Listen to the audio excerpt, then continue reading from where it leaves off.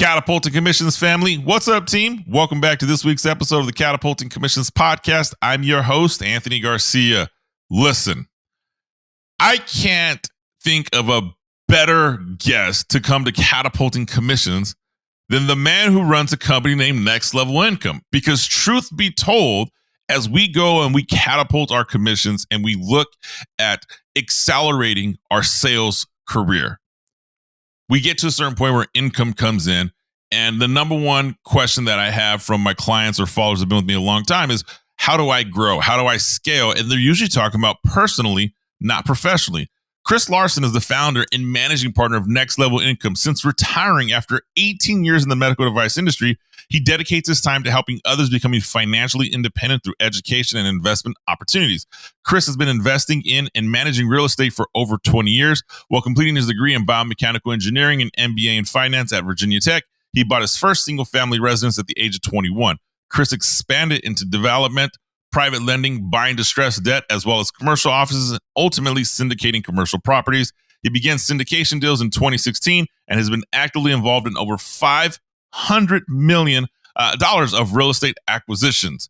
In addition to real estate, Chris has invested in equities, oil, gas, and small business lending, as well as being an active in Venture South, one of the nation's top 10 angel investing groups. Chris lives with his wife and two boys in Asheville, North Carolina, where he loves spending time with them outdoors, enjoys food and culture that comes with the North Carolina region. Chris, welcome to the show. Anthony, I'm super excited to be here and talk to an audience that I'm very passionate about being a part of. I'm glad to have you here, bud. And yes, definitely we have a lot of alignment, right? So you put in a really incredible tenured medical device career, as did I. And I understand when your name came across, I'm like, hey, I'm going to talk to somebody about, that's coming to the show. I look at this and I'm going to start with a little story problem. And then I'd love to hear your thoughts and how this happened for you. Yeah. So in my medical device career, I made more money than I ever had in my entire life. And it came really fast. I made tons of mistakes. Finally think I've matured on the back half of the decade and saved some money and did some smart things. But these sales professionals that are in these industries, and I'm gonna call out some of my listeners: medical device, software, large enterprise, agriculture. I mean, you have sales reps that are making 300, 400, 500 grand year over year over year. Eventually, the rug gets pulled, meaning quotas get too high, industry changes, competitors come in, and I don't want to say the rug gets pulled completely, but it's definitely a little harder to make that level of income. Yeah. Some of these people find themselves with a $300,000 income and a $280,000 yearly lifestyle. And now they're putting themselves in a tough position. So Next Level Income, let's talk about that salesperson. What do they need to be doing in their life to not feel this pain of this commission breath by living in this high income level? I mean, let's talk some money. Let's talk some retirement. Let's talk all that fun stuff. So I'll turn it over to you on that, Chris. Yeah, that was perfect. Wow. We can go all show with that, Anthony. So first off, I think, whether you get the rug pulled or you just get hit by that wave on the side of the boat and the boat rocks a little bit, and you either fall down or you fall over the boat and you're like, okay, what do I do now in my career? I know a lot of people, like you said, making too much money, they get let go and their territory gets split in half because they're too successful. I have a good friend that just happened to them. And I'm sitting there in the gym. He's like, yeah, I got let go. I was one of the top reps. They let me go. They replaced me with two people. They're paying them less than they were paying me. So you may be too successful. Your quota, you may miss your quota, one time because, something happened. It might be COVID, maybe out of your control. Maybe there's a corporate contract that, was again, out of your control. All of these things. So if you're listening, you're like, yeah, like that worries me. That keeps me up at night. Anxiety comes from the type of financial planning that we are taught in this country. So think about it. You're told, put money in your 401k, get term life insurance, pay off your house. Well, I have a lot of friends, coaching clients, Anthony, they have 7 figures in their 401k. They're making, combined with their spouses over, that $500,000 mark that you mentioned. And you know what they say? I feel like I'm living paycheck to paycheck, Chris. I don't know what I'm going to do if I lose my job, because having money in your 401k is not a plan for financial freedom. That is not the way to true success when it financially. And it's also not going to relieve that anxiety. You have to have a plan to replace your active income so that you can truly be free, which means you can be passionate and dedicated to what you want to do. I had the president of my company call me a few years ago. He said, "Hey, Chris, I've heard about some of this real estate stuff that you're doing. And frankly, some people are concerned about that." I said, I'm not going to say his name. I said, "You know what?" I said, "I appreciate that." I said, "But I want you to know one thing." I said, "I don't have to be here today. So I want to be here. And I'm giving my all, because this is what I'm all about." So I think with true financial independence, you can be truly passionate and you can focus on the things that you are meant to do.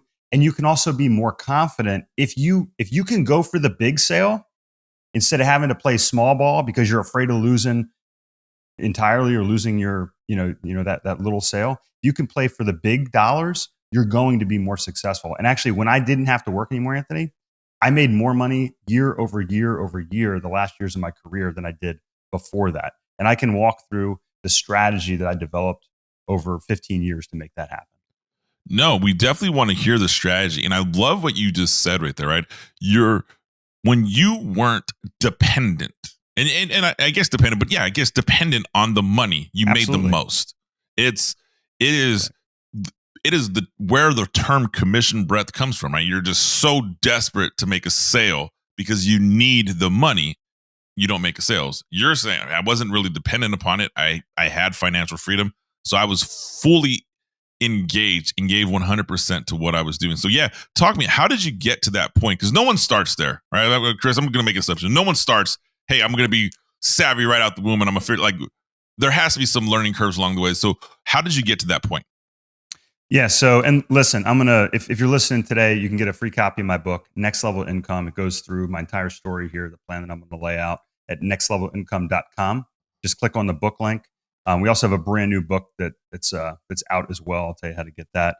But so my story, I was racing bicycles. I know a lot of successful salespeople have competitive backgrounds. That could be things like ballet. It can be sports. It can be music. It can be a lot of things. But I find that a lot of successful salespeople have successful competitive or athletic backgrounds.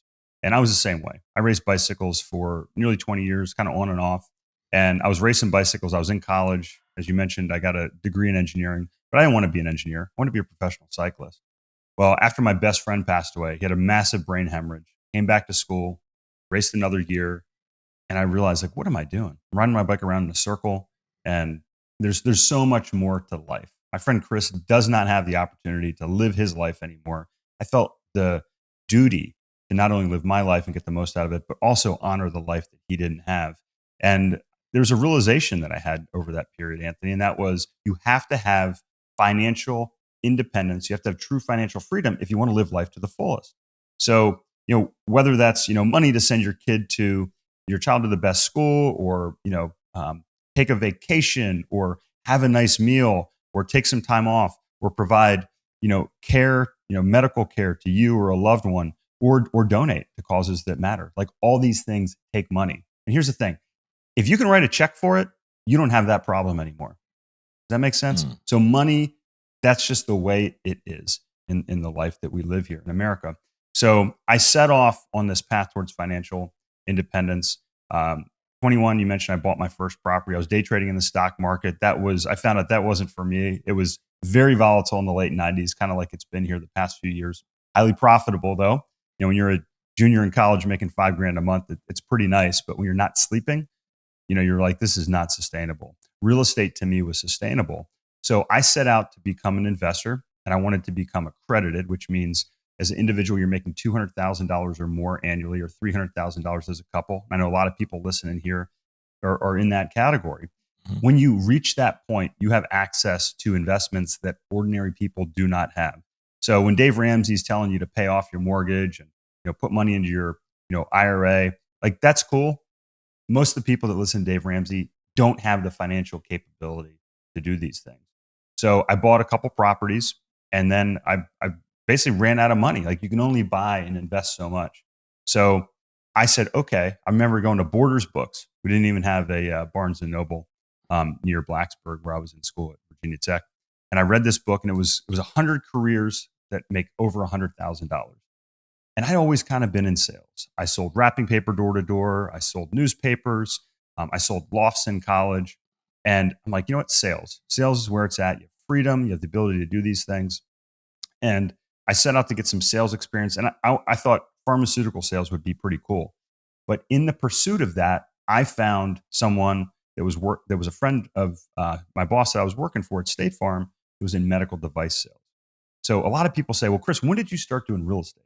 The answer is, or the real question should be, when did I start doing med device sales? And that was when I figured out I needed more money to invest in real estate. So I had a very simple plan.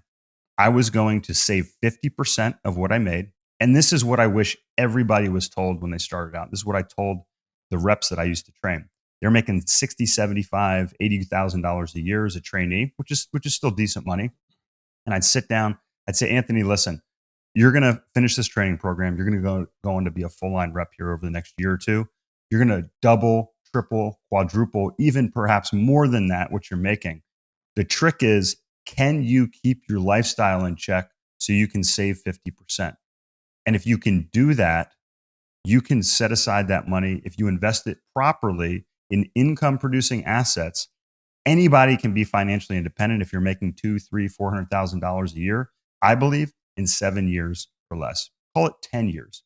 It's possible. But you have to start out first with that discipline, then with a strategy to keep more money, which is proper tax and insurance planning, and then a proper strategy to grow money. And that's the next level income strategy. Make more money, keep more money, and then grow that money to replace your active. Man, I wish what you just said, I wish somebody would have told me. Because I had to I got my first business, got my teeth kicked in when I was 24, 25. I had to close the doors down because I mismanaged finances, made too much money. I got lost in the sauce, didn't cover payroll, was bad. Went corporate America, got the corporate world, spent some time B2B, got into med device, and quickly was that person. Went from 60, 70, 80 to 400 in a really quick period. And I'm like, holy shit, like, this is fast. Like I cried on my first commission check. I'll never forget. I'm like, oh my goodness, this is what I made this month. And then like 2 weeks later, the commission check for the next month comes. I was like, oh, I hit the jackpot. Spent money horribly. Like I said, made tons of mistakes. So I think there's some value there with reps and sales professionals learning, can you scale back lifestyle? That really strikes for me. It strikes for the audience, because in no pun intended, but to get to that next level of income, I would argue it's the next level of freedom people want to get to. Absolutely. And that's what it starts with. There's got to be a why, right? Like for me, it was the death of my friend, and then my father passed away when I was young as well. And once I had children, it was like supercharged. Like, I want to spend more time with my children. I want to coach their team. I want to see all their games. I want to take them on nice vacations. I want to have, give them the opportunities that, I didn't have. I know a lot of people are in that. So look, here's the other thing. From a financial perspective, you said, hey, how do you scale back your income? It always feels like we're budgeting, right? It's like, oh, I'm going to budget. I'm going to spend as little as possible. I'm going to save as much at the end of the month. This is backwards. Okay. So many things are backwards with the way we're taught. In chapter 3 of my book, I don't know if it's easy to see there, but Your Opportunity Fund, I talk about a winning strategy for savings. Pay yourself first. We've probably all heard this, right? Set it up so you have a savings target. So let's say your goal is to save, I'll just make it a round number, $5,000 a month. That might sound like a lot, but hey, if you're making $400,000 a year, as you mentioned, Anthony, that's probably reasonable. I call it your savings tax. And you can do this in a few different ways. You can set it up so it's an automatic transfer into a savings account, into an investment account. I use cash value life insurance, and I'm not going to go into that today, but I go into that in my book. And that's actually what the new book is called. It's called Money Insights for Sales Professionals. And if you email me, I'll send you a free copy of that as well. But the idea is that you don't touch that money. So that money's pulled aside. And then here's the fun thing. let's say you get a big bonus check. Okay. Let's say you get a $50,000, bonus check. You hit your savings goal, you put your money aside. If you save that, you get to spend what's left over. Doesn't that sound better than saying, hey, I'm going to save what's left over? It's like, I'm going to try not to spend this money so I can save it. How about this? Save the money first, hit your savings target, and then spend what's left. And that's fun because you get to enjoy the bonuses that you get. And it's okay. Maybe it takes you a little bit longer, but you should also enjoy the life you live if you're making that kind of money. Yeah, that's a great way to think about it, right? Spend after you've saved. And I've always found, and this is truly vulnerable, but I've always found I have to save automatic, can't think about it, and I save personally, I save in chunks. So I have an automated system where money gets put into in a savings account, and then chunks. So my definition of chunks is if I get a large billable and it's a substantial billable, then I'm like, okay.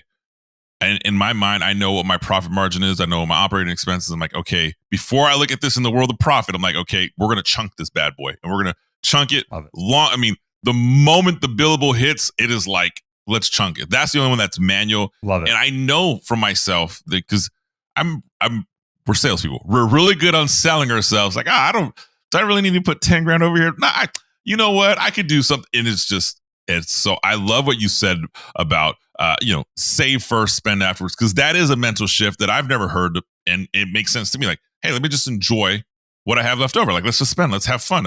If I want to go to have a nice dinner with my wife tonight, then I've put everything else in a row first.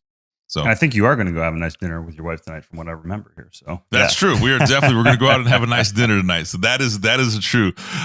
So let's talk the investment strategy here. So yeah, Chris, I'm just going to keep referring to myself because at a certain point in time, I feel like I'm based on my background. Was part of your client avatar. I know that when I started making tons of money, everybody had an investment strategy for me. Everybody. I mean, you name it. Somebody told me, here's how I should invest my money. Some were trying to sell me their services. Some were trying to sell me their MLM. Some were trying to sell me their widget. Some were trying to, you name it. I've been pitched it to this point where ad nausea. How or what metrics are most important for the Catapulting Commissions family to look for when they're evaluating what are the investments I should put my money in? That's a great question. Look, there are a lot of salespeople out there, and I'm not going to pretend like I don't make money from the deals that we put together. Okay, mm-hmm. So it's important to understand how the professionals you work with are paid. Okay, so it's no different than when you were in the OR and the surgeon looks at you and says, "Hey, Chris, hey, Anthony, what product do you recommend?" You sure as you know what better recommend your product, right? And I'd say, hey, listen, you know who I work for, you know what I'm biased here, right? And just understand, the bias or who you're speaking with. But here's the thing: it depends what your goal is. Now, I believe that if you want true financial independence, your first target should be how much passive income, and you need to know this number. All right, so start writing these things down, or pause this, pull the car over if you're driving. Number one, how much do you need to live on a monthly basis? And this is a very bare bones number. So this is going to be your mortgage, you have a car payment, your groceries, your utility bills. Okay. So let's say you come up, and I used the same number earlier, $5,000. So I'm going to stick to that. Let's say you say, okay, my goal is $5,000 a month. You save $5,000 a month for 10 years and invest it at about 12%, 6% and 6% cash flow, not 12 and 6, but 12% with 6 of that being cash flow. You'll be financially independent in 10 years. Okay. Very simple number there. So number one, know what that first number is. Number two, put together an investing strategy that is going to produce cash flow on a monthly basis that will get you to that number. Now, here's the thing. If you talk to your financial advisor, most people don't know this, but most financial advisors, they are not allowed per their contract to recommend the types of investments that got me towards financial independence. They got me to financial independence. Not only then are not allowed to recommend them to their clients, a lot of them aren't even allowed to invest in those same investments themselves. So here's a great question. If you're working with a financial advisor and they recommend a product to you and your goal is financial independence, say, hey, are you financially independent? And if they aren't, you should say, well, is this really the type of person I want to be learning from? Or they at least should be on the way to doing that. But then ask them what they are doing to make that happen. Okay. We were financially independent and we're talking 2 kids, upper middle class lifestyle at 38. Okay. We don't scrimp. Okay. So I have a formula for that. How do the rich invest? I just had a guest on my show, DJ Van Curran. He works with, you can check out our podcast, our website. He works with family offices worth $250 million or more. Number one way that those families made money, were starting their own business. Think like a Bill Gates. Number 2, real estate. Number 2, real estate. And do you know how much they invest in income producing real estate as a whole? Those $250 million plus families? About 25%, 20 to 30%. So look at your portfolio and ask yourself, do you have income producing assets that compromise 20 to 30% of your portfolio? If not, I don't know about you, but I always like to do things on the next, what the next level is doing. And that's how I learned this strategy. So, all right, so let's recap. Number 1, know what your number is. Number 2, figure out an investment plan with investments that are going to produce cash flow on a monthly basis that can ultimately replace that. And then you can do a simple backwards calculation to figure out how much you need to invest in on a monthly basis or annual basis to get to that number. And we're actually coming out with a tool that's going to allow you to do that as well. You simplify it in its purest, simplest form. Right? I mean, we just reverse engineered what my lifestyles want.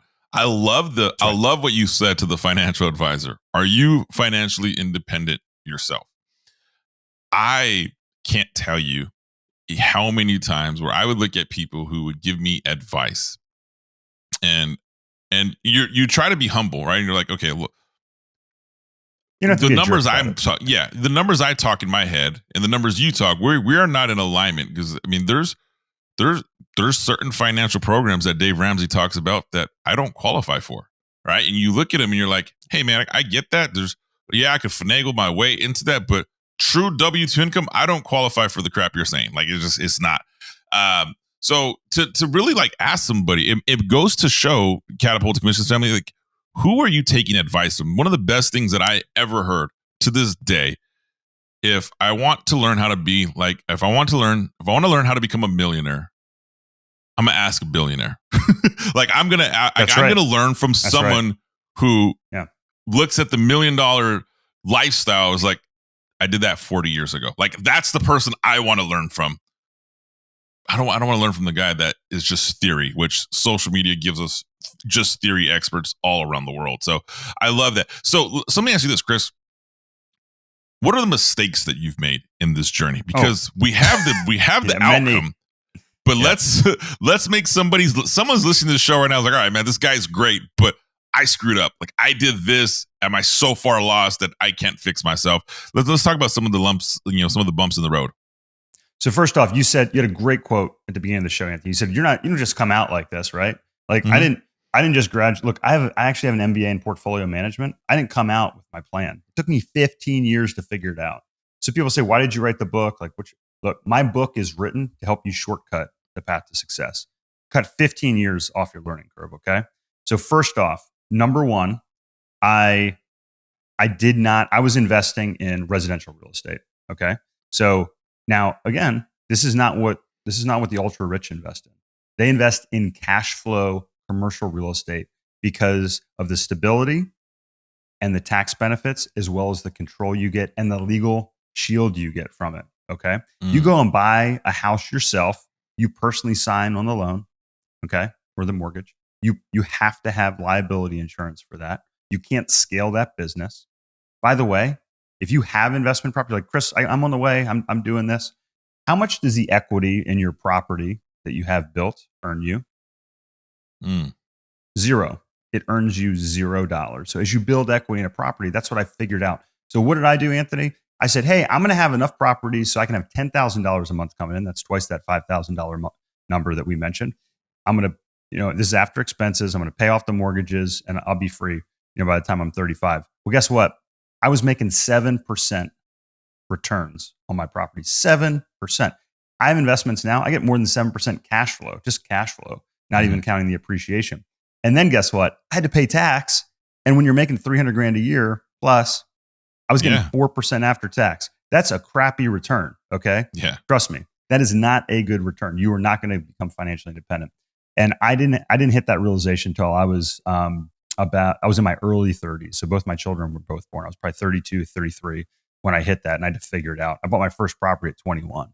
So, I eventually, it took me less than 3 years. I sold all my residential properties and rolled them into that. The other thing, what do rich invest in? They don't buy term insurance. They buy whole life insurance. Okay. Because there's cash value. It's protected. I know some people listen might remember the story of Enron and Ken Lay. And this isn't like an example of who to be like, but he pushed so much money into life insurance, even though he was sued, they couldn't touch that. His they couldn't touch his family's wealth that was stuffed inside of that life insurance. But here's the thing. If you have money in your life insurance policy, you can access it.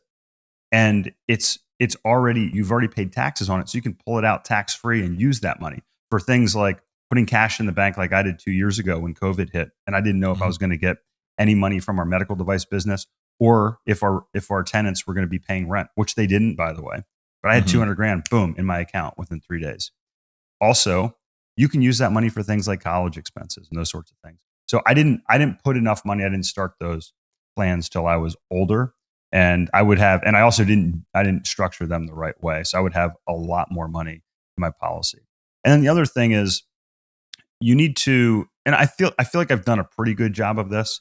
But I didn't seek out the best help soon enough. I tried to do it all myself, and I didn't go and hire a high level coach. I spend more on coaching and masterminds today than I made annually when I was with Pfizer, and I was pretty successful. I spend a significant amount of money on coaching. What I can tell you is it makes me back a multiple of what I spend. So again, learn from other people's mistakes, find the experts that you can employ to make those happen, and model the success of people that are doing like 10 times what you want to do, like you were saying, Anthony. And actually, that's what 1,000 times is a billionaire versus a millionaire, not just 10 times, right? But model people that have far exceeded that. Because if people have 10x what you want to do, doubling, tripling, quadrupling what you're doing will be a lot easier. I love how you say that, because I guess it's I don't know if it's a loaded question. Is it too late to start, Chris? Never. Best time to plant a tree? Yesterday, right? Second best time today. So look, it's never too late to start. It's never too late to start. And listen, I think we're a lot of people in the medical device industry. I am so optimistic about the technologies that are out there. I have I work with a personalized medicine group. I think, my health continues to get better. I think, if you're like old, people used to think I lived till 80. If you were healthy and you were 100 years old, how much longer do you think you'd want to live? I'm confident we're going to live longer. So listen, if you're listening, you're like, I'm 30 or 40 or 50. I spoke to a new investor this morning. He's 51 years old. He's like, man, I got a late start. I just had my first child. I'm like 51. I'm like, man, you look great. You're energetic. It doesn't really matter, when you start. Again, we can always look and find somebody who's done it faster or better or had more luck or had a head start in life. That's no way to live. You just have to go out and do the best that you can every day and find the people to help support that mission. Love it. Well, Catapulting Commissions family, do me a favor, take some action, because if you're not looking at your income saying, hey, how can I create lifestyle? Because if we're just working consistently to make commissionable dollars, to have income and spending and rinse and repeat, it gets old. I tell you from experience. I tell you from my personal experience. I tell you from my client's experience. It definitely does get old. The biggest mistake I ever made was, I capped out. I'm embarrassed to say it now, but I guess I capped out my 401k through my employer by March, and I didn't have another investment strategy for the rest of the year. I mean, Las Vegas had fun, but I didn't have a strategy. And man, I look at it now and I'm like, that was easily a 6-figure, possibly more mistake from just that year had I been a little smarter. But I mean, it was 32, tons of money, time of my life. I was like, oh, this is great. I'm going to live infinite. Stupid, younger versions of Anthony. So, moral of the story, Catapulting Commissions family, start today. Chris, let's talk about your book real quick. Next Level Income. How does the Catapulting Commissions family get a hold of this? You also mentioned you have an additional book. I want to make sure we give those resources out to the audience today. Yeah, please. And again, they're all free. So look, my mission is to help spread the gospel, if you will, of financial independence. So first, go to nextlevelincome.com, go to the book link, put your address in. I will send you a free copy. Nextlevelincome.com, click on the book link. The new book, we don't have it up on the website yet, but check it out. Email me, Chris@nextlevelincome.com. That's Chris@nextlevelincome.com. Put Money Insights book in the subject, Money Insights book in the subject, and I'll send you this as well. Both of these are going to talk about in detail about everything we touched on today, Anthony. It's going to talk about the overall strategy on how to do this. It's going to talk about our investment strategy in commercial real estate. It's also going to talk about some of the specialized insurance strategies that used to only be reserved for the rich and how those work. And again, if you never invest in one of our deals, if you never work with us, that's okay. Take the strategies in these books, take a step in the right direction, like Anthony said, take action so you can move closer towards financial independence. And I truly believe that you will not only have a better life, but you will be more successful in whatever it is that you're doing if you have that. Power. That is such a powerful thing. Guys, Chris just told you numerous times, take action. The first action, go to nextlevelincome.com/book. Second action, email Chris at nextlevelincome.com. Get the money book for sales professionals. I mean, we can only give you so much value before you have to take some action. So do take the action, get out there, create the lifestyle you want. It's easy to make $100,000. To save $100,000 requires a whole different level of a skill set. And you have somebody here that's designed to teach you to do that year in, year out. I got to be honest with you, you save $100,000 a few years in a row. If executed properly, you can have a high trajectory. It's just that discipline and that lifestyle. And I think you definitely would benefit from reading the book, listening to Chris, and hearing out. And Chris, we have the podcast, right? Next Level Income podcast as well.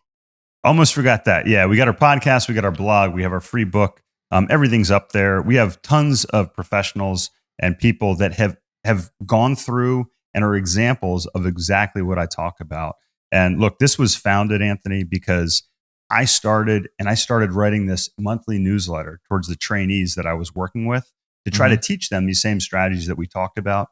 And over time, that grew, that evolved into nextlevelincome.com, which can be your resource to help you achieve financial independence. The podcast, the blog, the book, and all our resources that are there. Awesome. Well, Catapulting Commissions family, you will find a link to that in the show notes. So if you're driving your whatever mobile device, it's in the show notes. If you're watching the YouTube video, it's in the show notes. Get connected. Chris, thank you for joining the Catapulting Commissions podcast. I wish you nothing but abundant success in the new year, in this upcoming year. Catapulting Commissions family, you know what to do. Like, subscribe, comment, and I'll see you next week.